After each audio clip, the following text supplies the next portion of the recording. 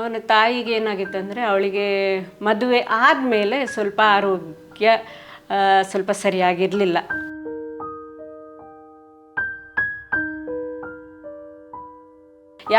ತುಂಬ ಒಳ್ಳೆಯವಳು, ತುಂಬ ಪ್ರೀತಿ ಮಕ್ಕಳಂದರೆ ಅವಳಿಗೆ ಎಷ್ಟು ಪ್ರೀತಿ ಅಂದರೆ ಆ ಪ್ರೀತಿನ ನಮ್ಮಿಂದ ಕೊಡೋದಕ್ಕೆ ಯಾವತ್ತೂ ಸಾಧ್ಯ ಇಲ್ಲ ಮಕ್ಕಳಿಗೆ.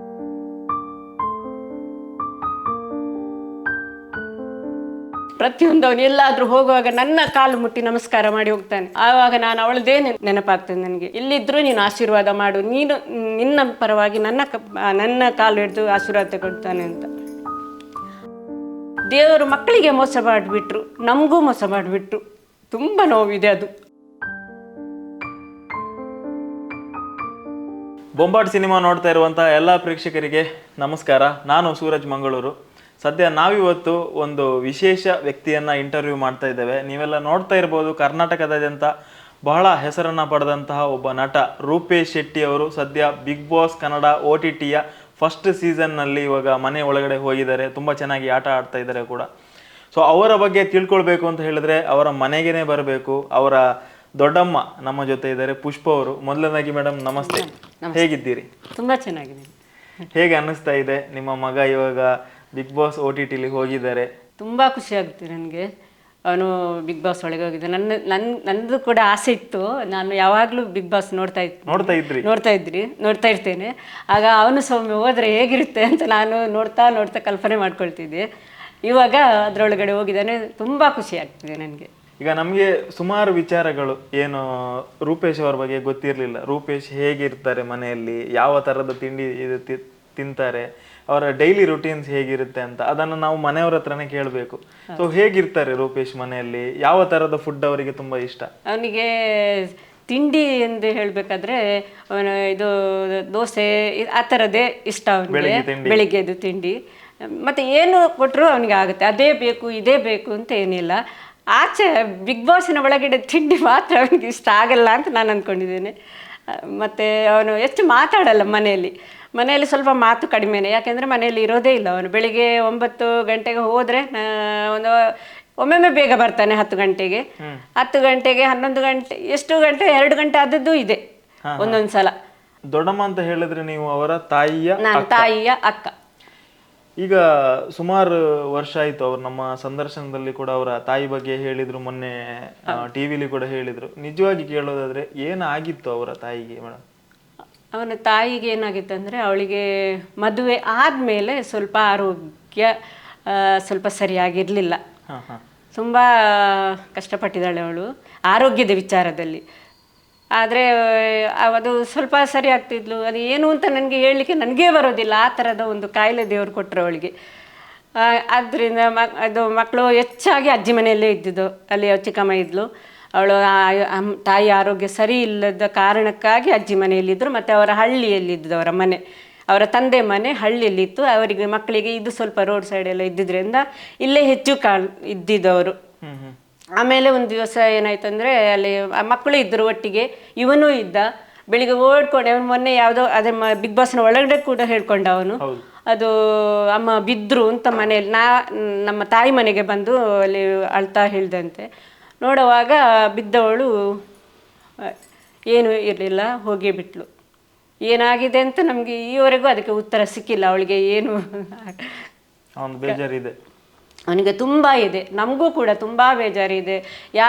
ತುಂಬ ಒಳ್ಳೆಯವಳು, ತುಂಬ ಪ್ರೀತಿ ಮಕ್ಕಳಂದರೆ ಅವಳಿಗೆ ಎಷ್ಟು ಪ್ರೀತಿ ಅಂದರೆ ಆ ಪ್ರೀತಿನ ನಮ್ಮಿಂದ ಕೊಡೋದಕ್ಕೆ ಯಾವತ್ತೂ ಸಾಧ್ಯ ಇಲ್ಲ ಮಕ್ಕಳಿಗೆ. ನಾನು ಯಾವಾಗಲೂ ಹೇಳ್ತೇನೆ, ನಾನು ಎಲ್ಲರ ಹತ್ರನೂ ಹೇಳ್ತೇನೆ, ಎಷ್ಟೇ ಪ್ರೀತಿ ನಾವು ಮಾಡಿದರೂ ಆ ಅಮ್ಮನ ಪ್ರೀತಿ ನಮ್ಮಿಂದ ಕೊಡೋದಕ್ಕೆ ಸಾಧ್ಯ ಇಲ್ಲ.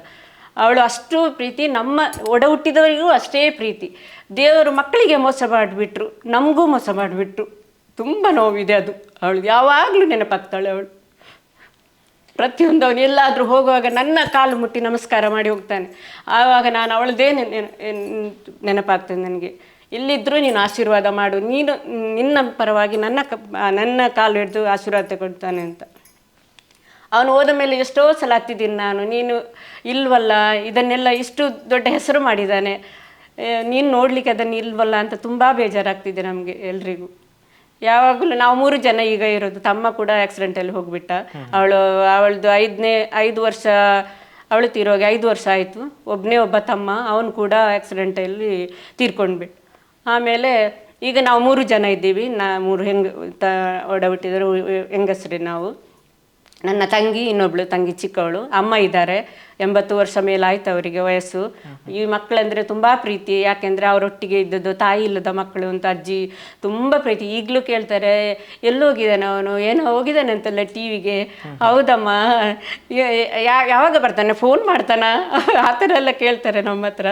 ನಾವು ಹೇಳೋದು, ಇಲ್ಲಮ್ಮ ಫೋನೆಲ್ಲ ಮಾಡ್ಲಿಕ್ಕೆ ಆಗೋದಿಲ್ಲ, ಅವನೊಂದು ಮನೆಯಲ್ಲಿ ಕೂಡ ಹಾಕಿದ್ದಾರೆ ಅಂತ ಹೇಳ್ತೇವೆ ನಾವು. ಹೌದಾ, ಊಟ ಕೊಡ್ತಾರ ಅಲ್ಲಿ ಕೇಳ್ತಾರೆ. ಫೋನಲ್ಲಿ ಮಾತಾಡಲ್ಲ ಅವರು, ಆದರೆ ಹೀಗೆ ಮಾತಾಡುವಾಗ ಸ್ವಲ್ಪ ಕೇಳ್ತಾರೆ.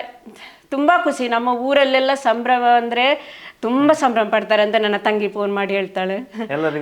ಎಲ್ರಿಗೂ ಖುಷಿ. ಅದೇ ಅಮ್ಮನ ವಿಚಾರ ಬಂದಾಗ ನಮಗೆ ಯಾವಾಗಲೂ ನೆನಪಾಗ್ತಾಳೆ. ನಾವು 3 ಜನ ಈಗ ಇದ್ದೀವಿ.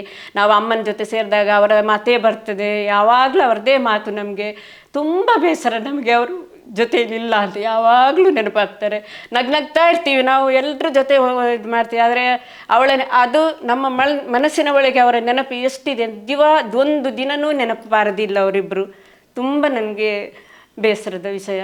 ಮಕ್ಕಳಿಗೂ ಕೂಡ. ಅವರು ಹೋದ ಮೇಲೆ ಎಷ್ಟು ವರ್ಷ ಆಯ್ತು ಈಗ ರೂಪೇಶ್ ಅವರು ನಿಮ್ಮ ಜೊತೆ ಇರೋದು? 16 ವರ್ಷ ಆಯ್ತು. ಅವ್ರು ಕಾಲೇಜಿಗೆ ಸೇರ್ಬೇಕಾದ್ರೆ ಒಬ್ಬೊಬ್ಬರಾಗೇ ಬಂದ್ರು. ದೊಡ್ಡವಳು, ಅವಳ ಅಮ್ಮ ಇರುವಾಗಲೇ ಬಂದಿದ್ಲಿ ಇಲ್ಲಿ 1 ವರ್ಷ. ನಾವು ಒಟ್ಟಿಗೆ, ನಾವು ಅಕ್ಕ ನಾವು ಆಗ ಎಲ್ಲರೂ ಜಾಯಿಂಟ್ ಫ್ಯಾಮಿಲಿ ಆಗಿದ್ವಿ. ನನ್ನ ಗಂಡ, ಈಗ ನಾವು ಬೇರೆ ಬೇರೆ ಇದ್ದೇವೆ. ಆಗ ಒಟ್ಟಿಗೆ ಅಲ್ಲಿಯೇ 1 ವರ್ಷ ಅವಳಿದ್ಲು. ಆಮೇಲೆ ನಾವು ಇವರಿಗೆ ಇದು ಕ್ವಾರ್ಟರ್ಸ್ ಸಿಕ್ತು, ನಾವು ಅಲ್ಲಿ ಬಂದ್ವಿ. ಆಮೇಲೆ ಒಬ್ಬೊಬ್ಬರೇ 1 ವರ್ಷ ನಂತರ ನಮ್ಮ ಮನೆಗೆ ಬಂದು 3 ಜನ ನಮ್ಮ ಮನೇಲಿ ಇದ್ರು. ಈಗ ರೂಪೇಶನ್ನ ನಾವು ಏನು ಅರ್ಥ ಮಾಡಿಕೊಂಡಿದ್ದೇವೆ ಅದಕ್ಕಿಂತ ತುಂಬಾ ಜಾಸ್ತಿ ಹತ್ತಿರದಲ್ಲಿ ನೋಡಿದವರು ನೀವು. ಹೇಗೆ ನಿಮ್ಮ ಮಗ? ತುಂಬಾ ಕೋಪಿಷ್ಟನ ಅಥವಾ ಸಾಧುವ ಅಥವಾ ಒಂದು ಜಾಲಿ ಪರ್ಸನ? ಹೇಗೆ? ಅವನು ತುಂಬ ಸಾಧು. ಯಾರಿಗೂ ನಮ್ಮ ಮಕ್ಕಳಲ್ಲಿ ಅವರಷ್ಟು ಒಂದು ತಾಳ್ಮೆ ಇರಲಿಕ್ಕಿಲ್ಲ ಅಂತ ನನ್ನ ಭಾವನೆ. ಯಾಕೆಂದರೆ ಅವನಷ್ಟು, ನಾವು ಏನೇ ಮಾತಾಡಿದ್ರು, 16 ವರ್ಷದಿಂದ ನಮ್ಮ ಮನೆಯಲ್ಲಿದ್ದಾನೆ. ಯಾವತ್ತೂ ನಾವು ಏನೇ ಹೇಳಿದ್ರು ಒಂದು ಮಾತು ನಮಗೆ ಹಿಂದೆ ಮಾತಾಡಿದವನಲ್ಲ ಅವನು. ಅಷ್ಟು ಪ್ರೀತಿ ಅವನಿಗೆ ಎಲ್ಲರ ಮೇಲೆ. ಅವನಿಗೆ ಎಲ್ಲ ಇದು ಕಿರಿಕಿರಿ ಅದೆಲ್ಲ ಆಗೋದೇ ಇಲ್ಲ. ನಾವು ಏನಾದರೂ ಇಬ್ಬರು ಮಾತಾಡ್ಕೊಂಡ್ರೆ ಅವನು ಬೇಗ ಎದ್ದು ಹೋಗ್ತಾನೆ ಯಾವಾಗಲೂ. ಆ ಥರದ್ದೆಲ್ಲ ಬೇಡವೇ ಬೇಡ ಇದು ಅಂತ. ಆ ಥರ ಅವನು ತುಂಬ ಅದು ಸಾಧು ಹುಡುಗ. ಅವನು ಪಾಪದ ಹುಡುಗ. ತುಂಬ ಪ್ರೀತಿ ನಮಗೆ ಅವನ ಮೇಲೆ. ಅವನ ಹತ್ರ ಹೇಳ್ಕೊಳ್ಳೋದಿಲ್ಲ ನಾವು. ನಮ್ಮದು ಆ ರೀತಿ ಪ್ರೀತಿ. ಅದನ್ನು ಹೇಳ್ಕೊಳ್ಳೋದಿಲ್ಲ, ನಮ್ಮ ಮನಸ್ಸಲ್ಲಿರೋದು ಎಲ್ಲ ಹಾಗೆ. ತುಂಬ ಪ್ರೀತಿ ಅವನು. ತುಂಬ ಆ ಮಕ್ಕಳಂದರೆ ನಮಗೆ ಎಲ್ರಿಗೂ, ನಮಗೆ ಮಾತ್ರ ಅಲ್ಲ, ನನ್ನ ಗಂಡನ ಫ್ಯಾಮಿಲಿಯವರಿಗೆ ಎಲ್ರಿಗೂ ತುಂಬ ಇಷ್ಟ ಅವರು. ಸೊ ನಿಮ್ಮ ಒಂದು ಅಡಿಗೆ ರೂಪೇಶ್ ಅವರಿಗೆ ಯಾವುದಾದ್ರೂ ತುಂಬ ಇಷ್ಟ ಆಗಿ, ಅಮ್ಮ ನನಗೆ ಇದನ್ನೇ ಮಾಡಿ, ಈ ಥರದ್ದು ಮಾಡಿದ್ರೆ ನನಗೆ ತುಂಬ ಇಷ್ಟ ಆಗುತ್ತೆ ಅಂತ ಹೇಳ್ತಾ ಇರ್ತಾರೆ? ಅದು ಆ ಥರ ಏನಿಲ್ಲ, ಏನು ಕೊಟ್ಟರು ತಿಂತಾನೆ. ಅದು ಇಷ್ಟ. ಏನಾದರೂ ಅಪರೂಪಕ್ಕೊಮ್ಮೆ ಏನಾದರೂ ಮಾಡಿದ್ರೆ, ದೊಡ್ಡಮ್ಮ ಇವತ್ತು ಚೆನ್ನಾಗಿತ್ತು ಇದು ಅಂತ ಹೇಳ್ತಾನೆ. ಕೆಲವೊಂದ್ಸಲ ಏನಾಗಿತ್ತು ಅಂದರೆ, ಒಂದ್ಸಲ ನಾನು ದೋಸೆ ಮಾಡಿದ್ದೆ. ದೋಸೆ ಮಾಡಿ ಬೆಳಿಗ್ಗೆ ಬೇಗ ಬೇಗ ಏನೋ ಒಂದು ಕೈಯಲ್ಲಿ ಫೋನು, ಒಂದು ಕೈಯಲ್ಲಿ ತಿಂತಾ ಇದ್ದಾನೆ, ಎಲ್ಲ ಮಾಡ್ತಾ ಇದ್ದಾನೆ. ನಾನು ದೋಸೆಗೆ ಉಪ್ಪೇ ಹಾಕ್ತಿರ್ಲಿಲ್ಲ. ಆವಾಗ ನನಗೂ ಗೊತ್ತಿಲ್ಲ, ನಾನು ನೆನಪಿರಲಿಲ್ಲ. ಅವನು ತಿಂತಾ ಇದ್ದಾನೆ. ತಿಂದು ನಾನು ತಿನ್ನುವಾಗ ಇದು ದೋಸೆಗೆ ಉಪ್ಪಾಗಲಿಲ್ಲ. ನಾನು ರೂಪೇಶ್ ಅಂತ ನಾವು ಕರೆಯಲ್ಲ, ಬೇರೆ ಹೆಸರಲ್ಲಿ ಕರಿತೇವೆ. ಹೇಳ್ಬೋದಲ್ಲ, ಇಷ್ಟೊಳಗೆ ನಾನು ಎಲ್ಲಿ ಇದು ಬಿಟ್ಕೊಟ್ಟಿಲ್ಲ. ನಾವು ತಮ್ಮು ಅಂತ ಕರೆಯೋದವನನ್ನು. ತಮ್ಮು ಪ್ರೀತಿಯಿಂದ ಎಲ್ಲರೂ, ಇಡೀ ನಮ್ಮ ಊರವರು, ನಮ್ಮ ಸಂಬಂಧಿಕರು ಎಲ್ಲರೂ ರೂಪೇಶ್ ಅಂದರೆ ನಮಗೆ ಬೇರೆ ಯಾರು ಆ ಥರ ಬರುತ್ತೆ. ಇದು ಇವನು ತಮ್ಮು ಅಂತ ನಾವು ಕರೆಯೋದು. ಯಾಕೆಂದರೆ ತಮ್ಮು ಅಂತ ಹೇಗೆ ಹೆಸರು ಬಂತು ಅಂತಂದರೆ, ಅವನು ಹುಟ್ಟುವಾಗ ಅಕ್ಕನಿಗೆ 3 ವರ್ಷ. ಅವಳು ಯಾರಿಗೆ ಆದರೂ ಒಂದು ಚಿಕ್ಕ ಮಗು ಬಂದರೆ, ದೊಡ್ಡ ಮಗುವಿಗೆ ಸ್ವಲ್ಪ ಬೇಸರ ಆಗುತ್ತೆ. ನನ್ನನ್ನು ಪ್ರೀತಿ ಮಾಡೋದಿಲ್ಲ, ಅವನನ್ನು ಈಗ ಇದು ಮಾಡ್ತಾರೆ. ಹಾಗೆ ನಾವು ನಿನ್ನ ತಮ್ಮ ನಿನ್ನ ಇದು ಮಾಡು ಅಂತ ಹೇಳಿದ. ಅದು ತಮ್ಮ ಹೋಗಿ ನಮಗೂ ತಮ್ಮ ಹಾಕಿಬಿಟ್ಟ. ನಾವು ತಮ್ಮು ಅಂತ ಕರಿತೀವಿ. ಸೊ ಈಗ ಬಿಗ್ ಬಾಸ್ಗೆ ಹೋದಂಥ ವಿಷಯ ನಿಮಗೆ ಯಾವಾಗ ಗೊತ್ತಾಯಿತು? ನನಗೆ 2 ದಿವಸಕ್ಕೆ ಮೊದಲು ನನ್ನದು ಹೇಳಿದ, ದೊಡ್ಡಮ್ಮ ನಾನು ಬಿಗ್ ಬಾಸ್ಗೆ ಹೋಗ್ತಿದ್ದೀನಿ ಅಂತ. ನನಗೆ ತುಂಬ ಖುಷಿ ಆಯ್ತು. ಹೌದಾ, ಹೋಗ್ತೀಯಾ? ನಾನು ಅಂದ್ಕೊಂಡಿದ್ದೆ ಯಾವಾಗಲೂ ನೀನು ಬಿಗ್ ಬಾಸ್ಗೆ ಹೋಗ್ಬೇಕು ಅಂತ. ಹೌದು, ನಾನು ಟಿವಿಯಲ್ಲಿ ನೋಡ್ತಾ ಇರ್ತೀನಿ ಯಾವಾಗಲೂ. ಅದೇ ನಾವು ಇರುವಾಗ ನಾವು ಎಲ್ಲರೂ ನಮ್ಮ ಫ್ಯಾಮಿಲಿ ಪ್ರತಿ ಸೀಸನ್ ನೋಡ್ತಾ ಇದ್ದೆ. ಯಾವಾಗ ಎಲ್ಲ ಅಲ್ಲ, ಒಮ್ಮೊಮ್ಮೆ ಕೆಲಸ ಇರುತ್ತೆ, ಆಗ ಆಗೋದಿಲ್ಲ. ನೋಡ್ತಾ ಇದ್ದೆ. ಆದರೂ ಕೂಡ ಹೇಗೆ ನಿಮ್ಮ ರಿಯಾಕ್ಷನ್ ಹೇಗಿತ್ತು ಅವರು ಫಸ್ಟಿಗೆ ಹೇಳಿದಾಗ? ತುಂಬಾ ಖುಷಿ ಆಯ್ತು ನನಗೆ. ನಮಗೆ ರಿಯಾಕ್ಷನ್ ಎಲ್ಲ ತೋರಿಸೋದಕ್ಕೆ ನಮಗೆ ಬರೋದಿಲ್ಲ. ಹೌದಾ, ಅಷ್ಟೇ ಸರ. ಸೊ ಈಗ ಮೊನ್ನೆ ಅವರನ್ನ ಮನೆಗೆ ಒಳಗೆ ಕಳಿಸುವಾಗ ನೀವು ಹೋಗಿದ್ರಿ. ಈಗ ಸುದೀಪ್ ಅವ್ರನ್ನ ಕೂಡ ನೀವು ಟಿವಿಯಲ್ಲಿ ನೋಡಿರ್ಬೋದು, ಸಿನಿಮಾ ಥಿಯೇಟರ್ ಅಲ್ಲಿ. ಹೇಗಿತ್ತು ಅಲ್ಲಿ ಹೋದಂತ ಅನುಭವ? ಅಂದ್ರೆ ಅಷ್ಟು ದೊಡ್ಡ ಸ್ಟೇಜ್ ಅಲ್ಲಿ ಈಗ ನಿಮ್ಮ ಮಗನನ್ನ ಮಂಗಳೂರಿನಲ್ಲಿ ನೀವು ಟಿವಿಯಲ್ಲಿ ನೋಡಿದ್ದೀರಿ, ರೇಡಿಯೋದಲ್ಲಿ ಮಾತ್ರ ನೋಡಿದ್ದೀರಿ, ಅಥವಾ ಒಂದು ಸಿನಿಮಾ ಥಿಯೇಟರ್ ನಲ್ಲಿ ಕೂಡ ಗಿರ್ಗಿಟ್ ಅನ್ನೋದು ಅಷ್ಟು ದೊಡ್ಡ ಹಿಟ್ ಆಗಿದೆ. ಅಷ್ಟು ದೊಡ್ಡ ಸ್ಟೇಜ್ ಬಿಗ್ ಬಾಸ್ ಅನ್ನೋದು, ಅದರ ಒಟ್ಟಿಗೆ ಅವರ ಪಕ್ಕದಲ್ಲಿ ಕನ್ನಡದ ದೊಡ್ಡ ನಟ. ಹೇಗಿತ್ತು ಆ ಒಂದು ಅನುಭವ? ತುಂಬ ನನಗೆ ಒಂಥರ ಭಯ ಎಲ್ಲ ಆಗ್ತಿತ್ತು. ಅದರೊಳಗೆ ನಾನು ಇಷ್ಟರವರೆಗೆ ಯಾವ ಸ್ಟುಡಿಯೋದೊಳಗೂ ನಾನು ಹೋದವಳಲ್ಲ. ನನಗೆ ಆ ಲೈಟು ಅದು ಇದು ಸೌಂಡು ಎಲ್ಲ ನನಗೆ ಒಂಥರ ಭಯ ಆಗ್ತಾಯಿತ್ತು. ಸುದೀಪ್ ಸರ್ ಬರುವಾಗಲೂ ನನಗೆ ಏನು ಮಾತಾಡಬೇಕು ಅಂತ ಗೊತ್ತಾಗಲಿಲ್ಲ. ಅವರು ಅಮ್ಮ ನಮಸ್ಕಾರ ಅಂತ ಹೇಳುವಾಗ ನನಗೆ ತುಂಬ ಖುಷಿ ಆಯಿತು. ನಮಸ್ಕಾರ ಅಂತ ಹೇಳೋದಕ್ಕೂ ನನಗೆ ಬರಲಿಲ್ಲ ಸ್ವಲ್ಪ ಹೊತ್ತಿಗೆ. ಮತ್ತು ನನಗೆ ತುಂಬ ಖುಷಿ ಆಯಿತು. ನಾನು ಇನ್ನೂ ಮಾತಾಡಬೇಕು ಅಂತ ಅಂದ್ಕೊಂಡು ಹೋದೆ. ನನಗೆ ಬರಲೇ ಇಲ್ಲ, ಅಲ್ಲಿ ನರ್ವಸ್ ಹೋಗಿದ್ದೆ ನಾನು. ತುಂಬ ಖುಷಿ ಆಯಿತು ನನಗೆ ಸುದೀಪ್ ಸರನ್ನು ನೋಡಿ.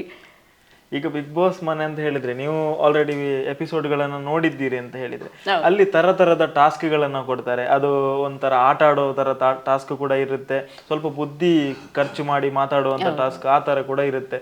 ಸೊ ಏನ್ ಅನ್ಸುತ್ತೆ ಈಗ ರೂಪೇಶ್, ನೀವು ಅನ್ಕೊಂಡ ಹಾಗೆ, ನೀವು ನೋಡಿದ ಹಾಗೆ ಯಾವ್ದ್ರಲ್ಲಿ ತುಂಬಾ ಸ್ಟ್ರಾಂಗ್ ಇದ್ದಾರೆ? ಅವನು ಆಟದಲ್ಲಿ ಸ್ವಲ್ಪ ಆಟ ಆಡೋದಕ್ಕೆಲ್ಲ ಇದು ಇಲ್ಲಿ ಟೈಮೇ ಸಿಗಲಿಲ್ಲ. ಆದರೂ ಅಲ್ಲಿ ಆಟ ಆಡಲೇಬೇಕು. ಏನಾದರೂ ಅವನಿಗೆ ನನಗೆ ಭಯ ಕೂಡ ಅದೇ. ಈಗ ಟಾಸ್ಕಲ್ಲಿ ಹೇಗೆ ಮಾಡ್ತಾನೆ ಅಂತ ನಾನು ಅದೇ ನನಗೊಂದು ಭಯ ಇದೆ. ಮಾಡ್ಬೋದಾ ಏನೋ ಟ್ರೈ ಮಾಡಿದರೆ ಮಾಡ್ಬೋದು. ಅದಕ್ಕೆ ಜಗಳಕ್ಕೆಲ್ಲ ಹೋಗಲ್ಲ ಅವನು. ಯಾಕಂದರೆ ಅವನಿಗೆ ಜಗಳ ಅಂದರೆ ಆಗೋದೇ ಇಲ್ಲ, ಇಲ್ಲಿ ಮನೆಯಲ್ಲಿ ಕೂಡ ಆಗೋದಿಲ್ಲ. ಅದಕ್ಕೆ ಅಲ್ಲಿ ಕೂಡ ನಾನು ಮೊನ್ನೆ ಒಂದು ಟಾಸ್ಕಲ್ಲಿ ನೋಡಿದ್ದೇನೆ, ಅಲ್ಲಿ ಅವರನ್ನು ಬಿಡಿಸ್ಲಿಕ್ಕೆ ಹೋಗ್ತಾನೆ ಹೊರತು ಅವನು ಆಯಿತು ಸುಮ್ಮನೆ ಅದೇ ಮಾಡ್ತಾನೆ ಅಂತ ನನ್ನ ಅನಿಸಿಕೆ. ಆಟ ಆಡೋದು ಆಡ್ತಾನೆ. ಇವಾಗ ಒಂದು ಬಿಗ್ ಬಾಸ್ ಮನೆಯಲ್ಲಿ ತುಂಬಾ ಜನ ಇದ್ದಾರೆ. ಈಗ ಹೋಗ್ತಾ ಕೆಲವೊಂದು ಕೆಲಸಗಳನ್ನ ಗೊತ್ತಿಲ್ಲದವರು ಕೂಡ ಮಾಡ್ಬೇಕಾಗತ್ತೆ. ಈಗ ಪರ್ಸನಲ್ ಆಗಿ ನಿಮ್ಮ ಹತ್ರ ಕೇಳೋದಾದ್ರೆ, ಈಗ 16 ವರ್ಷದಿಂದ ನಿಮ್ಮ ಮನೆಯಲ್ಲಿ ಇದ್ದಾರೆ ಅಂತ ಹೇಳಿದ್ರೆ, ಈಗ ಮಕ್ಕಳಿಗೆ ಮನೆಯಲ್ಲಿ ಒಂದು ಅಡಿಗೆ ಮಾಡೋದು ಕಲಿಸುವುದು ಅಂತದೊಂದು ಇರುತ್ತೆ, ನೋಡಿ ಕಲಿ ಅಂತ. ಯಾವ್ದಾದ್ರು ಒಂದು ಅಡಿಗೆನ ನೀವು ಕಲಿಸಿದ್ದೀರಾ? ನಾನು ಕಲಿಸ್ಲಿಲ್ಲ, ಅವನಾಗೆ ಸ್ವಲ್ಪ ಮಾಡ್ತಾ ಇದ್ದ. ಕಾಫಿ ಮಾಡ್ತಾನೆ, ಚಹಾ ಮಾಡ್ತಾನೆ, ಆಮ್ಲೆಟ್ ಮಾಡ್ತಾನೆ, ಮತ್ತೆ ಯಾರು ಇಲ್ದಿದ್ರೆ ಅನ್ನ ಮಾಡ್ತಾನೆ ಅವನ. ಅದು ಬಿಟ್ಟು ಬೇರೆ ಏನೂ ಬರಲ್ಲ ಅಂದ್ರೆ ಅವನ ಮನೆಯಲ್ಲೇ ಇರೋದಿಲ್ಲ. ಕಲಿಸೋದಕ್ಕೆ ನಮ್ಗೆ ಅವನಿಗೆ ಟೈಮು ಸಿಗೋದಿಲ್ಲ. ಅವನು ನೋಡೋದಕ್ಕೆ ಅವನಿಗೆ ಟೈಮ್ ಇಲ್ಲ. ಅವನ ತಲೆಯಲ್ಲಿ ಒಂದೇ ಕೆಲಸ, ಬೇರೆ ಯಾವುದರ ಬಗ್ಗೆನೂ ಅವನಿಗೆ ಚಿಂತೆ ಇಲ್ಲ. ಯಾವುದು ಇದೇ ಒಂದು ಕೆಲಸದಲ್ಲೇ ತಲೆ ಅವನು ಓಡ್ತದೆ. ಒಂದು ಕೆಲಸ ಅಂದರೆ ಮನೇಲಿ ಬರುವಾಗಲೇ ಹೀಗೆ ಫೋನ್ ಹಿಡ್ಕೊಂಡೇ ಬರ್ತಾನೆ, ಊಟ ಮಾಡೋವಾಗಲೂ ಫೋನಲ್ಲಿ ಇರ್ತಾನೆ, ಏನು ಮಾಡಿದ್ರು ಫೋನಲ್ಲೇ ಇರ್ತಾನೆ. ಕೆಲಸ ಅಂತ ಅದೇ ಆಯಿತು ಅವನಿಗೆ. ಅಡುಗೆದು ಅಷ್ಟೇ ಬರೋದು, ಬೇರೆ ಏನು ಬರೋದಿಲ್ಲ. ಅದೇ ಒಂದು ಚಿಂತೆ ಇತ್ತು ನನಗೆ ಅವನಿಗೆ. ಊಟಕ್ಕೆ ಅದೇ ನಾನು ಮೊನ್ನೆ ಒಂದು ಚಾನಲಲ್ಲಿ ಹೇಳಿದೆ, ಅವನಿಗೆ ಊಟದ್ದೇ ನನಗೆ ಸ್ವಲ್ಪ ಬೇಸರ, ಅವನಿಗೆ ಊಟ ಸರಿ ಆಗ್ತಿಲ್ಲ. ಈಗ ಯಾವ ತರದ ಫುಡ್ ಅವರಿಗೆ ಇಷ್ಟ ಒಂದು ಹೇಳೋದಾದ್ರೆ ನಿಮಗೆ? ಈಗ ಬಿಗ್ ಬಾಸ್ಗೆ ಹೋದ ಮೇಲೆ ಅಲ್ಲಿ ಕೊಟ್ಟಂತ ಚಾಯ್ಸ್, ಈಗ ಅಲ್ಲಿ ನಾವು ಏನು ಹೇಳಿದ್ರು ಎಲ್ಲಾನು ಬರೋದಿಲ್ಲ. ಯಾರಾದ್ರೂ ಟಾಸ್ಕ್ ವಿನ್ ಆದ್ರೆ ಮಾತ್ರ ನಾವು ಹೇಳಿದ ಮಾತನ್ನ ಬಿಗ್ ಬಾಸ್ ಕೇಳಿ ಅವರ ಆಸೆ ಅಂತೆ ತಗೊಂಡು ಬರ್ತಾರೆ. ಎಸ್ಪೆಷಲಿ ರೂಪೇಶ್ ಅವರಿಗೆ ಯಾವ ಫುಡ್ ಅಂದ್ರೆ ತುಂಬಾ ಇಷ್ಟ? ಯಾವ ತರದ ಫುಡ್ ನೀವು ನೋಡಿದ ಹಾಗೆ? ನಾನು ಹೇಳಿದೆ ಮೊದಲಿನಾಗೆ ಎಲ್ಲ ಅದು ಬೇಕು ಇದು ಬೇಕು ಅಂತ ಇಲ್ಲ. ಅವನು ಯಾವತ್ತೂ ಹೇಳಲಿಲ್ಲ ನನ್ನ ಹತ್ರ ನನಗೆ ಅನ್ನದಲ್ಲಿ ಮಾತ್ರ ಅವನಿಗೆ ಕುಚ್ಚಲಕ್ಕಿ ಬೇಕು ಬೆಳ್ತಕ್ಕೆ. ಅದು ಊಟ ಅವನಿಗೆ ಮಾಡ್ತಾನೆ, ಅವನಿಗೆ ಆಗೋದಿಲ್ಲ ಅದು. ಅದಕ್ಕೆ ಮತ್ತೆ ತಿಂಡಿ ಕೊಟ್ಟರು ಇಷ್ಟನೇ ಅವನಿಗೆ. ಯಾವುದು ನನ್ನ ಹತ್ರ ಒಂದು ದಿವಸನೂ ಹೇಳಿಲ್ಲ ಅದು ಚೆನ್ನಾಗಿಲ್ಲ ಇದು ಚೆನ್ನಾಗಿಲ್ಲ ಅಂತ ಯಾವತ್ತೂ ಹೇಳ್ದವನಲ್ಲ. ಏನು ಕೊಟ್ಟರು ತಿಂತಾನೆ. ನಾನು ಬಡಿಸ್ಬೇಕು ಅಂತ ಇಲ್ಲ, ಅವನೇ ಬಡಿಸ್ಕೊಂಡು ತಿಂತಾನೆ. ಅದು ಎಲ್ಲರೂ ನಮ್ಮ ಮನೇಲಿ, ಅವನೊಬ್ಬನು ಅಂತಲ್ಲ. ನಾವು 4 ಜನ ಮೊದಲು 7 ಜನ ಇದ್ವಿ. ನಾವು 4 ಜನ, ಅವರು 3 ಜನ. ಒಬ್ಬೊಬ್ಬರೇ ಮದುವೆ ಆಗಿ ಹೋದ್ರು. ಮೊದಲು ನನ್ನ ಮಗಳು ಮದುವೆ ಆದ್ಲು, ಆಮೇಲೆ ಅವನ ಅಕ್ಕ ಮದುವೆ ಆಯಿತು. ಇವನಿಗೂ ಮದುವೆ ಆಗಿದೆ, ಅವನ ಹೆಂಡತಿ ಈಗ ತವ್ರ ಮನೆಯಲ್ಲಿದ್ದಾಳೆ. ಮತ್ತು ಎಲ್ಲ ಕೆಲಸದಲ್ಲಿ ಎಲ್ಲ ಹೌದು. ಈಗ ಇಬ್ಬರು 3 ಜನ ಇದ್ವಿ ನಾವು. ಈಗ ರೂಪೇಶ್ ಮತ್ತು ಈಗ ಅವನು ಬಿಗ್ ಬಾಸ್ ಮನೆಗೆ ಹೋಗಿದ್ದಾನೆ. ಈಗ ನಾವಿಬ್ಬರೇ ಮನೆಯಲ್ಲಿದ್ದೀವಿ. ನನಗೆ ಅಂದರೆ ಈಗ ಸ್ವಲ್ಪ ನನಗೆ ಅಭ್ಯಾಸ ಆಗಿ ಹೋಯಿತು 1 ವಾರದಿಂದ. ಇಲ್ಲದಿದ್ದರೆ ಅವನು ಮಾತಾಡೋದು ಕಡಿಮೆ. ಅವನಿಗೆ ಮಾತಾಡೋದಂದರೆ ಅವನ ಫೋನಲ್ಲೇ ಇರ್ತಾನೆ, ಅವನ ಕೆಲಸದ ಬಗ್ಗೆ. ಆದರೆ ನನಗೆ ಅವನೊಮ್ಮೆ ಬಂದು ಆಚೆ ಹೋದರೆ ಸಾಕು, ನನಗೆ ತುಂಬ ಖುಷಿ. ಬರದೇ ಇದ್ದರೆ ನನಗೆ ಯಾಕೆ ಬರಲಿಲ್ಲ ಇವರು ನನ್ನ ಸ್ಟಾರ್ಟ್ ಮಾಡ್ತಾರೆ. ಫೋನ್ ಮಾಡು, ರೂಪೇಶ್ ಬರಲಿಲ್ಲಲ್ಲ, ತಮ್ಮ ಬರಲಿಲ್ಲ ಅಲ್ಲ, ಏನು ಕೇಳಿದ್ದೆ ನೀನು ಅಂತ. ನಾನು ಹೇಳಿದೆ, ಅವನು ಕೆಲಸ ಉಂಟು, ಅವನು ಬರ್ತಾನೆ. ಹಾಗೆ ಒಂದು ದಿವಸ ಆಯಿತು, ಯಾಕಂದರೆ ರಾತ್ರಿ 12 ಗಂಟೆ ಆಯಿತು. ಇವ್ರು ಹೇಳಿದರು ಫೋನ್ ಮಾಡು, ರೂಪೇಶ್ ತಮ್ಮ ಬರಲಿಲ್ವಲ್ಲ. ನಾನು ಹೇಳಿದೆ ಇಲ್ಲಿ ಬರ್ತಾನೆ, ಅವನಿಗೆ ಕೆಲಸ ಉಂಟು ಅಂತ. 12 ಗಂಟೆ ಆದಮೇಲೆ ನಾನು ಫೋನ್ ಮಾಡಿದ್ದೇನೆ, ಫೋನ್ ಎತ್ತಲ್ಲ. ಎಷ್ಟು ಸಲ ಮಾಡಿದರೂ ಫೋನ್ ಎತ್ತಲೇ ಇಲ್ಲ. ಆವಾಗ ನನಗೆ ಭಯ ಆಯಿತು. ಇವ್ರ ಹತ್ರ ಹೇಳಿದೆ, ಅವನು ಫೋನ್ ತೆಗೀದಿಲ್ಲ. ಅವರು ಮಾಡಿದರು. ಆಮೇಲೆ ಏನಾಯ್ತು ಅಂದರೆ, ನನಗೆ ಯಾರ ಫ್ರೆಂಡ್ಸ್ ನಂಬರು ನನ್ನ ಹತ್ರ ಇಲ್ಲ, ಒಂದು ನನಗೆ ತಗೊಳ್ಳಿಲ್ಲ. ಆದರೆ ಅವಶ್ಯಕತೆ ಬರಲಿಲ್ಲ. ಮತ್ತು ತಮ್ಮ ಬ್ಯಾಂಗ್ಳೂರಲ್ಲಿದ್ದ. 12 ಗಂಟೆಗೆ ನಾನು ಫೋನ್ ಮಾಡ್ತಾಯಿದ್ದೇನೆ. ಅವನು ಭಯ ಆಯಿತು, ಅವನಿಗೂ ಕೂಡ. ಏನು ದೊಡ್ಡಮ್ಮ ಯಾಕೆ ಫೋನ್ ಮಾಡ್ತಾಯಿದ್ದೀರಾ? ಅಲ್ಲ ಅಣ್ಣ ಫೋನ್ ತೆಗೆಯೋದಿಲ್ಲ, ಯಾರಾದರೂ ನಿನ್ನ ಫ್ರೆಂಡ್ಸ್, ಅವರ ಫ್ರೆಂಡ್ಸ್ನ ನಂಬರ್ ಉಂಟು ನಿನ್ನ ಹತ್ರ? ಆವಾಗ ಕೂಡಲೇ ಬಂತು ಫೋನ್. ನಾನು ಹೇಳಿದೆ, ನೀನು ಅವನಿಗೆ ರಾಕೇಶ್ನಿಗೆ ಫೋನ್ ಮಾಡಿದ್ರು ದೊಡ್ಡಮ್ಮ. ಹೌದು, ನೀನು ಫೋನ್ ಎತ್ತಿಲ್ಲಲ್ಲ, ಅದಕ್ಕೆ ನನಗೆ ತುಂಬ ಭಯ ಆಯಿತು, ಅದಕ್ಕೆ ನಾನು ಇದು ಫೋನ್ ಮಾಡಿದ್ದು. ಅವು ನೋಡುವಾಗ ನನಗೆ ಇಷ್ಟು ಹೊತ್ತಾಯ್ತು, 1 ಗಂಟೆ ಇಷ್ಟು ಹೊತ್ತಾಯ್ತು, ನಾನು ನೋಡಲೇ ಇಲ್ಲ, ನನಗೆ ಗೊತ್ತಾಗಲೇ ಇಲ್ಲ ಹೊತ್ತಾಗಿದ್ದು. ನಾನು ಫೋನ್ ಸೈಲೆಂಟಲ್ಲಿ ಇಟ್ಟಿದ್ದೆ ಅಂತ ಆ ಥರ ಎಲ್ಲ ಆಗಿದೆ. ಈಗ ಬಿಗ್ ಬಾಸ್ ಈಗ ನೋಡ್ತಾ ಇದ್ದೀರಾ ನೀವು ಫುಲ್ ಡೇ? ಈಗ ನೋಡ್ತಾ ಇರ್ತೀನಿ ನಾನು. ತುಂಬ ಖುಷಿ. ಪಾತ್ರೆ ತೊಳಿತಾ ಇದ್ದಾನೆ, ಎಲ್ಲ ಕೆಲಸ ಮಾಡ್ತಾ ಇದ್ದಾನೆ. ಇಲ್ಲಿ ಮಾಡ್ತಾ ಇದ್ರ ಕೆಲಸಗಳ? ಇಲ್ಲ, ಅವನು ಹೇಳ್ದ ಕೂಡ ಅದರಲ್ಲಿ. ನಾನು ಮನೆಯವರು ನೋಡಿದ್ರೆ, ಈಗ ನಾನು ಊಟ ಮಾಡಿದ ಪ್ಲೇಟ್ ಕೂಡ ನಾನು ತೊಳಿತಾ ಇರಲಿಲ್ಲ, ನನ್ನ ದೊಡ್ಡ ಮನೆ ತೊಳಿತಾ ಇರ್ದೆ ಅಂತ ಅದು ಯಾರ ಹತ್ರನೂ ಹೇಳ್ತಾ ಇದ್ದ. ಹೌದು. ಈಗ ನೀವು ಬಿಗ್ ಬಾಸ್ ನೋಡ್ತಾ ಇದ್ದೀರಾ ಅಂತ ಹೇಳಿದ್ರಿ, ಯಾವ ಕಂಟೆಸ್ಟೆಂಟ್ ರೂಪೇಶ್ಗೆ ತುಂಬಾ ಟಫ್ ಕಾಂಪಿಟೇಷನ್ ಕೊಡಬಹುದು ಅಂತ ಅನಿಸುತ್ತೆ ಮೇಡಮ್ ನಿಮ್ಗೆ? ಇಷ್ಟರೊಳಗೆ ನನಗೆ ಯಾರು ಅಂತ ಅಷ್ಟು ಗೊತ್ತಾಗ್ತಿಲ್ಲ. ಒಂದು ವಾರ ಇನ್ನು 1-2 ವಾರ ಕಳೆದ್ರೆ ಗೊತ್ತಾಗ್ಬಹುದು ಯಾರು ಅಂತ. ಇನ್ನು ಟಾಸ್ಕ್ ಏನು ಅಷ್ಟು ದೊಡ್ಡ ಟಾಸ್ಕ್ ಏನು ಬರಲಿಲ್ಲ ಈ 1 ವಾರದಲ್ಲಿ. 2 ಟಾಸ್ಕು. ಇನ್ನು ನೋಡಬೇಕು ಯಾರು ಅಂತ. 1-2 ವಾರ ಕಳೆದ್ರೆ ಗೊತ್ತಾಗ್ಬೋದು ನನಗೆ. ಈಗ ಇಷ್ಟು ಸಮಯದಲ್ಲಿ ನಿಮ್ ಜೊತೆ ರೂಪೇಶ್ ಇದ್ದಾರೆ, ಯಾವತ್ತಾದ್ರೂ ಈ ತರ ಒಂದು ಸ್ಟ್ರೆಚ್ ಅಲ್ಲಿ 45 ದಿನ ಮನೆ ಬಿಟ್ಟು ಹೋದದ್ದು? ಶೂಟಿಂಗ್ ಎಲ್ಲ ಇರುವಾಗ ಹೋಗ್ತಾ ಇದ್ದ, ಆದ್ರೆ ಇಷ್ಟು ದಿವಸ ಇರಲಿಲ್ಲ. 2 ವಾರ 20 ದಿವಸ ಅಷ್ಟೇ ಹೋಗ್ತಾ ಇದ್ದ. ಹೋಗೋ ಸಮಯದಲ್ಲಿ ಏನು ಹೇಳಿದ್ರಿ ನೀವು ಲಾಸ್ಟಿಗೆ? ಈಗ ನಿಮ್ಮೊಂದು ಆಶೀರ್ವಾದ ತಗೊಳ್ಳಿ ಬಂದಿರ್ತಾರೆ. ನಾನು ಹೇಳಿದ್ದೆ, ಅದೇ ಅವನು ಕೂಡ ಅಲ್ಲಿ ಹೇಳ್ದ, ಅದನ್ನು ನೀನು ಹುಡುಗಿಯರ ಜೊತೆ ಎಲ್ಲ ಎಷ್ಟು ಇದು ಮಾಡಬೇಡ, ನೀನಾಗೆ ಇರೋ ಅಂತ ಹೇಳಿ ಕಳಿಸಿದ್ದೇನೆ.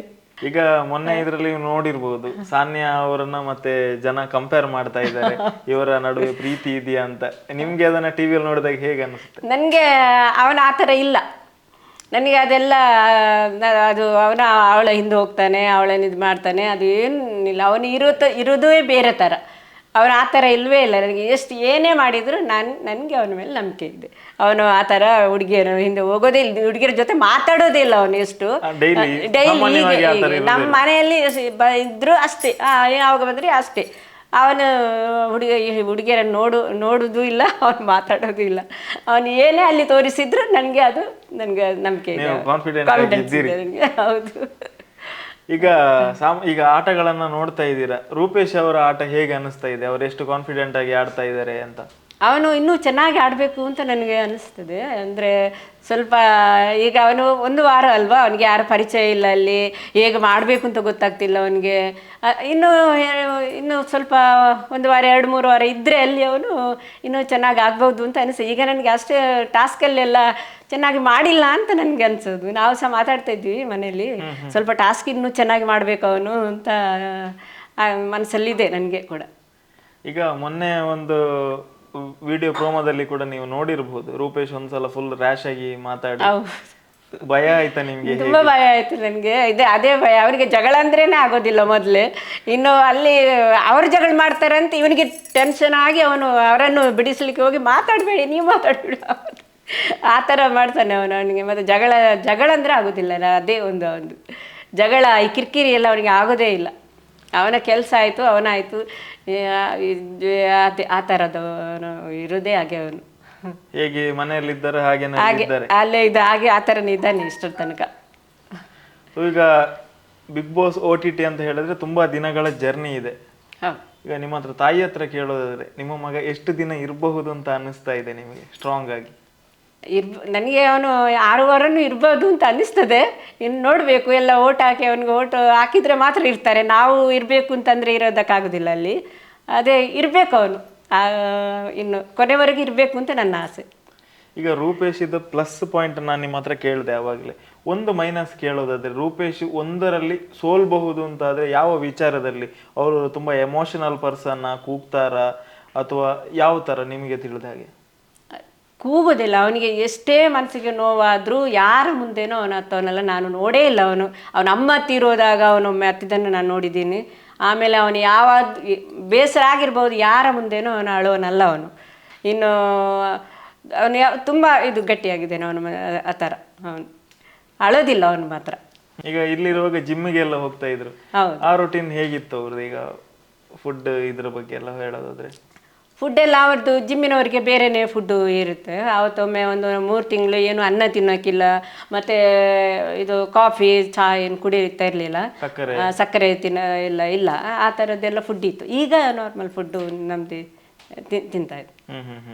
ಮತ್ತು ಅವ್ರದ್ದೆಲ್ಲ ಇದೆಲ್ಲ ಪ್ರೋಟೀನು ಅದೆಲ್ಲ ಜಿಮ್ಮಿಗೆ ಅದೆಲ್ಲ ಅವನೇ ಮಾಡಿಕೊಂಡು ಅವನೇ ತಿಂತಾನೆ. ಯಾರನ್ನೂ ಕಾಯೋದಿಲ್ಲ ಅವನು, ಅದು ಮಾಡಿಕೊಡಿ ಇದು ಮಾಡಿಕೊಡಿ ಆ ಥರ.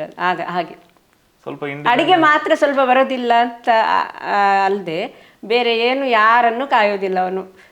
ಅವನು ಬಟ್ಟೆ ಬೇಕಾದರೆ ನಾನು ಇದೆಲ್ಲ ಒಗ್ದೆಲ್ಲ ಹಾಕಿದರೆ ಅದು ಸಿಕ್ಕದಿದ್ದರೂ ನನ್ನ ಹತ್ರ ಕೇಳೋದಿಲ್ಲ. ಯಾಕೆಂದರೆ ದೊಡ್ಡಮ್ಮನಿಗೆ ತೊಂದರೆ ಆಗ್ಬೋದು, ಅವ್ರ ಕೆಲಸದಲ್ಲಿದ್ದಾರೆ. ಇನ್ನು ನಾನು ಬಟ್ಟೆಯಲ್ಲಿ ಅಂತ ಕೇಳಿದರೆ ತೊಂದರೆ. ಹುಡುಕ್ತಾನೆ ಏನು ಹುಡುಕ್ತೀಯಾ ಅಂತ ಕೇಳಿದ್ರೆ, ಅಲ್ಲ ನಂದು ಅದೊಂದು ಬಟ್ಟೆ ಇಲ್ಲ. ಆದರೂ ನನ್ನ ಹತ್ರ ಬಂದು ಕೇಳೋದಿಲ್ಲ ಅವನು. ಯಾಕೆ ತೊಂದರೆ? ಇನ್ನೊಬ್ಬರಿಗೆ ತೊಂದರೆ ಕೊಡುವುದಂದರೆ ಅವನಿಗೆ ಆಗೋದಿಲ್ಲ. ಆ ಥರದ ವ್ಯಕ್ತಿತ್ವ ಅವನು. ಸೈಲೆಂಟ್ ಆಗಿ ಆರಾಮವಾಗಿರುವಂತ ವ್ಯಕ್ತಿ. ಹೌದು. ಈಗ ಹೇಳೋದಾದ್ರೆ, ಅಮ್ಮ ಇಲ್ಲದಾಗ ಈಗ ನೀವು ಆ ಒಂದು ಸ್ಥಾನವನ್ನು ತುಂಬಿದ್ದೀರ. ಯಾವತ್ತಾದ್ರೂ ಬಂದು ತನ್ನ ಮನಸ್ಸಿನ ಮಾತು ನಿಮ್ಮ ಹತ್ರ ಹೇಳಿರುವಂಥದ್ದು ಯಾವುದಾದ್ರೂ ಒಂದು ಸ್ಪೆಷಲ್ ಮೂಮೆಂಟ್ ಅನ್ನ ನೆನಪಿಸಿಕೊಳ್ಳಬಹುದಾ ರೂಪೇಶ್ ಜೊತೆದ್ದು? ಅಮ್ಮ ಅಂತ ಹೇಳಿದರೆ, ಅಮ್ಮ ಅಂದರೆ ಯಾವುದೇ ಸ್ವಾರ್ಥ ಇಲ್ಲದ, ಯಾವುದೇ ಒಂದು ಕಲ್ಮಶ ಇಲ್ಲದ ಪ್ರೀತಿ ಅಂದರೆ ಅದು ಅಮ್ಮನ ಪ್ರೀತಿ. ಆ ಅಮ್ಮನ ಪ್ರೀತಿಯನ್ನು ಯಾರಿಂದಲೂ ಕೊಡಿಂದ ಸಾಧ್ಯ, ನನ್ನಿಂದಲೂ ದೊಡ್ಡಮ್ಮನಿಂದಲೂ ಸಾಧ್ಯ ಇಲ್ಲ, ಚಿಕ್ಕಮ್ಮನ ಯಾರಿಂದಲೂ ಕೊಡೋದಕ್ಕೆ ಸಾಧ್ಯನೇ ಇಲ್ಲ. ಅವರಮ್ಮನ ಪ್ರೀತಿಯನ್ನಂತೂ ಯಾರಿಂದಲೂ ಕೊಡೋದಕ್ಕೆ ಸಾಧ್ಯ ಇಲ್ಲ. ಯಾಕೆ ಹೇಳೋದಂದರೆ, ಅಷ್ಟು ಪ್ರೀತಿ ಅವಳಿಗೆ ಮಕ್ಕಳು ಅಂದರೆ. ಆ ಮಕ್ಕಳಿಗೆ ಯಾವಾಗ ಅಮ್ಮ ಬೇಕು ಅಂತಂದರೆ, ಚಿಕ್ಕ ಮಕ್ಕಳು ಒಂದು ಹೆತ್ತಾಗ ತಾಯಿ ತೀರಿಕೊಳ್ತಾರೆ. ಆ ಮಕ್ಕಳು ಯಾರೊಟ್ಟಿಗೆ ಬೆಳೀತಾರೆ ಅವರೇ ಅವರಿಗೆ ತಂದೆ ತಾಯಿ ಎಲ್ಲ. ನಾವು ಅವರಿಗೆ ಬೇರೆ ಅಮ್ಮನ ನೆನಪಾಗೋದಿಲ್ಲ. ದೊಡ್ಡವರಾದ ಮೇಲೆ ಅವರ ಕೆಲಸ ಅವ್ರು ಮಾಡ್ಕೊಳ್ತಾರೆ. ಅವರಿಗೆ ಅಮ್ಮ ಇಲ್ಲ ಅಂತ ಒಂದು ಚಿಂತೆ ಬಿಟ್ಟು ಬೇರೆ ಯಾವ ತೊಂದರೆನೂ ಅವರಿಗೆ ಆಗೋದಿಲ್ಲ. ಯಾವಾಗ ಅವರಮ್ಮ ಹೋದ್ಲು ಅಂದರೆ, ಅವರಿಗೆ ಯಾವ ಅಮ್ಮನ ಅವಶ್ಯಕತೆ ಯಾವಾಗಿತ್ತು ಆವಾಗ ಅಮ್ಮನನ್ನು ಕಳ್ಕೊಂಡ್ರು ಅವರು. ಈ ಅಮ್ಮನ ಒಟ್ಟಿಗೆ ಇದ್ದು ಎಲ್ಲ ಅಮ್ಮನ ಹತ್ರನೇ ಕೇಳಿ ಅವರ ಹಿಂದೆ ಓಡಾಡಿಕೊಂಡು, ಒಂದು ದಿವಸ ಅಮ್ಮ ಇಲ್ಲ ಅಂದಾಗ ಬೇರೆ ಅಷ್ಟು ನೋವು ಇದೆಯಲ್ಲ, ಆ ನೋವನ್ನು ನನ್ನಿಂದ ಸಾಧ್ಯನೇ ಇಲ್ಲ. ನನಗೆ ಗೊತ್ತದು, ನಾನು ಅಮ್ಮನ ಪ್ರೀತಿ ಸಿಗೋದಿಲ್ಲ ನನ್ನಿಂದ. ನಮ್ಮಂತ ಯಾವತ್ತೂ ಅವನನ್ನು ಕೇಳಿದವನಲ್ಲ, ಯಾವತ್ತೂ ಕೇಳಿದವನು ಅಲ್ಲ. ಅಲ್ಲ, ಈಗ ಏನಾದ್ರೂ ಒಂದು ಹೊಸತು ಮಾಡ್ತಾ ಇದ್ದಾರೆ, ಒಂದು ಹೊಸ ಸಿನಿಮಾ ಬಂತು, ಹೊಸ ಕೆಲಸ ಸಿಕ್ಕಿತ್ತು, ಒಂದು ಏನಾದ್ರೂ ಒಂದು ಹೊಸ ಸ್ಟೆಪ್ ಇಡುವಾಗ ನಿಮ್ಮ ಹತ್ರ ಅದು ಹೇಳ್ತಾನೆ. ಅದು ನಾನು ಹೇಳಿದ್ನಲ್ಲ, ನಂದು ಆಶೀರ್ವಾದ ತಗೊಂಡೇ ಹೋಗೋದು ಅವನು. ಒಂದು ಹೊಸ ಮೊನ್ನೆ ಒಂದು ತೆಲುಗು ಫಿಲ್ಮ್ ಬಂತು, ದೊಡ್ಡಮ್ಮ ಒಂದು ತೆಲುಗು ಫಿಲ್ಮ್ ಬಂದಿದೆ. ಕಾಲಿಗೆ ನಮಸ್ಕಾರ ಮಾಡಿ ದೊಡ್ಡಮ್ಮ ಬರ್ತೇನೆ, ದೊಡ್ಡಪ್ಪ ಇರೋದಿಲ್ಲ, ನಾನು ಮನೆಯಲ್ಲೇ ಇರೋದ್ರಿಂದ ಇದ್ದರೆ ಅವರ ಕಾಲು ಹಿಡಿದು ಬರ್ತೇನೆ ದೊಡ್ಡಪ್ಪ ಅಂತ ಹೇಳಿ ಹೋಗ್ತಾನೆ. ಎಷ್ಟು ದಿವಸ ಆಯ್ತು ಬರ್ತೀಯಾ ಅಂತ ಕೇಳ್ತೇನೆ, ಇಷ್ಟು ದಿವಸ ಅಂತ. ಆಮೇಲೆ ನಾವು ಫೋನ್ ಮಾಡಿದಾಗ ಅವ್ರ ಕೆಲಸದಲ್ಲಿ ನಾನು ಮಾಡೋದಿಲ್ಲ. ಬರದೇ ಇರುವಾಗ ಮಾತ್ರ ಫೋನ್ ಮಾಡ್ತೇನೆ, ಯಾಕೆ ಬರಲಿಲ್ಲ? ಇಲ್ಲ ದೊಡ್ಡಮ್ಮ ಇವತ್ತಿ ಬರೋದಿಲ್ಲ, ನಾಳೆ, ಆ ಥರ. ಹಾಗೆಲ್ಲ ಅಷ್ಟೇ, ಎಲ್ಲ ನನ್ನ ಹತ್ರ ಹೇಳೇ ಹೋಗೋದು. ಅದು ಏನೇ ಕೆಲಸ ಇದ್ದರೂ ಹೇಳಿ ಹೋಗ್ತಾನೆ, ಕಾಲು ಮುಟ್ಟಿ ನಮಸ್ಕಾರ ಮಾಡಿ ಹೋಗ್ತಾನೆ. ಆವಾಗ ಅವನಿಗೆ ಮಾತ್ರ ಅಲ್ಲ, ನನಗೂ ಅವನಮ್ಮ ನೆನಪಾಗ್ತಾಳೆ.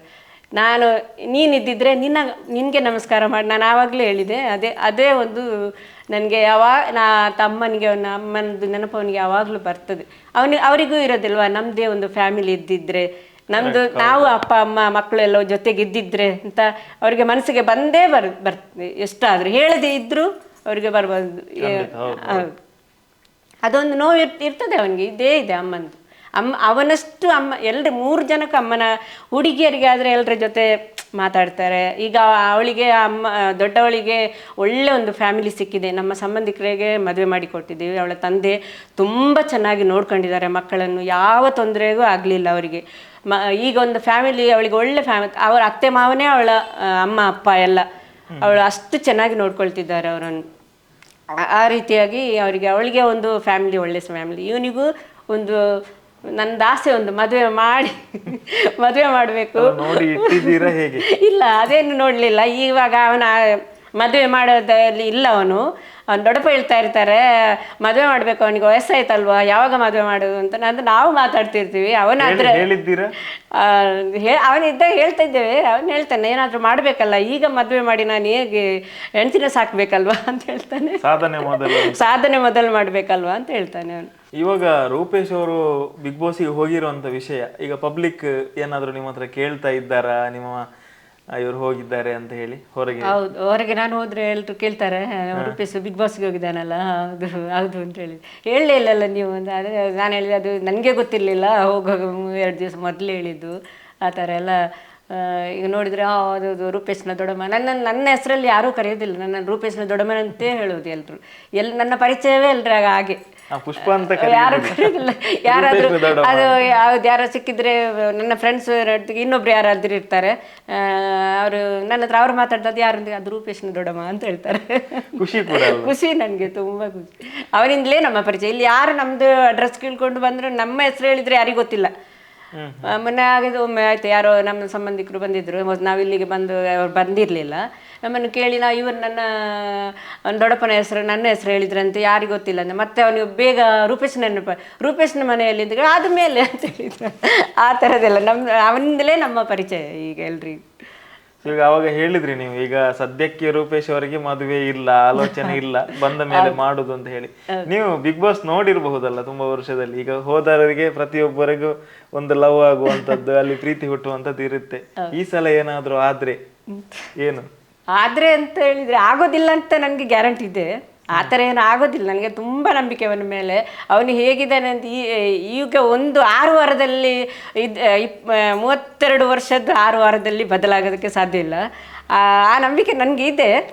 ಆದರೆ ಅವನಿಷ್ಟ, ಅವನಿಗೆ ಹೇಗೆ ಆಗ್ತದೆ ಅವನ ಚಾಯ್ಸ್. ಹೌದು, ಸೂಪರ್.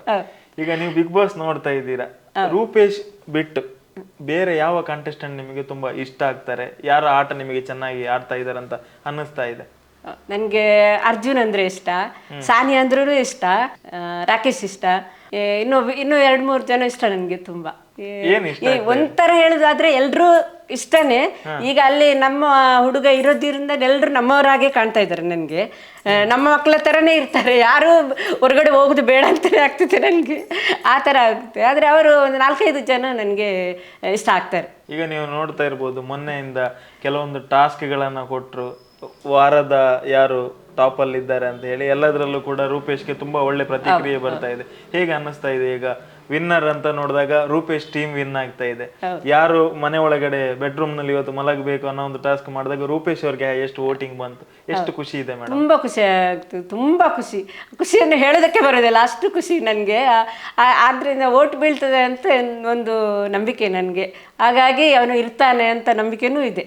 ಸೊ ಈಗ ಕನ್ನಡಿಗರು ಕೂಡ ತುಂಬಾ ಒಳ್ಳೆ ರೀತಿಯಲ್ಲಿ ಸಪೋರ್ಟ್ ಮಾಡ್ತಾ ಇದ್ದಾರೆ, ನಮ್ಮ ಮಂಗಳೂರಿನವರು ಕೂಡ ತುಂಬಾ ಒಳ್ಳೆ ಸಪೋರ್ಟ್ ಮಾಡ್ತಾ ಇದ್ದಾರೆ. ಈಗ ಫೈನಲ್ ಆಗಿ ವೀಕ್ಷಕರಿಗೆ ಹೇಳೋದಾದ್ರೆ, ರೂಪೇಶ್ ಅವರು ದೊಡ್ಡಮ್ಮಾಗಿ ಏನು ಹೇಳೋದಕ್ಕೆ ಇಷ್ಟಪಡ್ತೀರಿ? ವೀಕ್ಷಕರಿಗೆ ಏನು ಹೇಳೋದಂದ್ರೆ, ಅವನನ್ನು ಎಲ್ಲರೂ ವೋಟ್ ಮಾಡಿ ಅವನನ್ನು ಗೆಲ್ಲಿಸಬೇಕು ಅಂತ ನಾನು ಅದೇ ಒಂದು ಕೇಳ್ಕೊಳ್ಳೋದು ಅಷ್ಟೇ.